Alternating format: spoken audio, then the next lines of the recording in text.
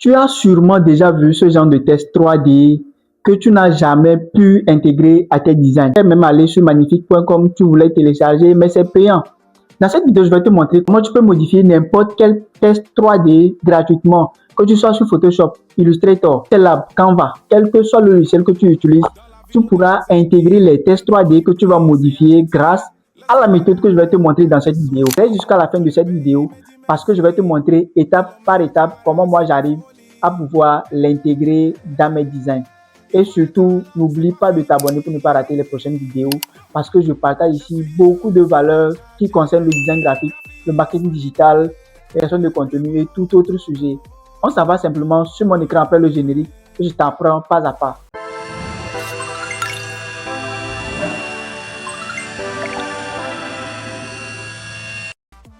Ok, donc là, on est sur magnifique.com. On voit pas mal de tests 3D, donc qui sont payants aussi, donc on ne peut pas modifier.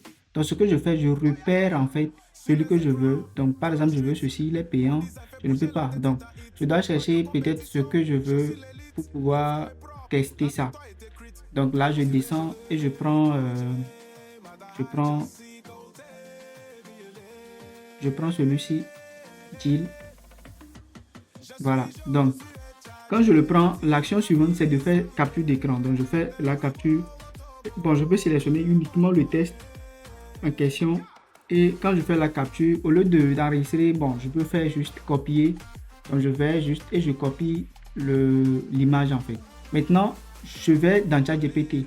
Donc ça peut être autre outil, mais je viens dans ChatGPT, je colle ce prompt. Si tu veux le prompt, écris-moi, je veux le prompt en commentaire, je vais te l'envoyer.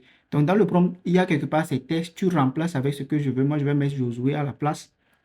Et puis voilà. Donc, une fois que c'est bon, tu vas remplacer simplement le nom et puis tu lances quoi. Donc, tu peux tester avec n'importe quel site de génération d'images. Donc là, c'est bon. Si tu veux le prompt en commentaire, je vais te l'envoyer. Ça prend quelques secondes. Et puis, ils vont me générer quelque chose. Voilà, mon test, il est là.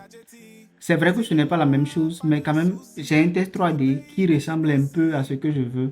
Et si je ne suis pas satisfait, je peux tester avec d'autres sites. Donc, je peux même tester le test 3D sur Photoshop ici.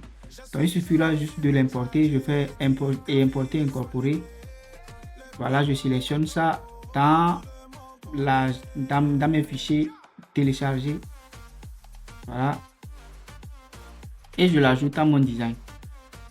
Donc vous voyez que là je l'ai ajouté, je cache les autres calques, vous allez voir. Voilà, il est là, Josué, il est là. Donc je peux même changer les couleurs de fond, tout ça. C'est vrai que ce n'est pas la même chose, mais ça permet quand même d'avoir du test 3D. Donc on va utiliser l'IA à notre avantage. Vous voyez un peu, on dit que l'IA va nous remplacer, mais l'IA aussi va nous aider à mieux faire des trucs. Donc si vous êtes avec moi que l'IA ne va pas nous remplacer, dites-le en commentaire. Peace. Alors, dis-moi comment tu trouves la méthode. Est-ce que la méthode est satisfaisante? Et surtout, dis-moi en commentaire, est-ce que ça t'a aidé? N'hésite pas de t'abonner pour ne pas rater les prochaines vidéos. On se retrouve prochainement. Ciao.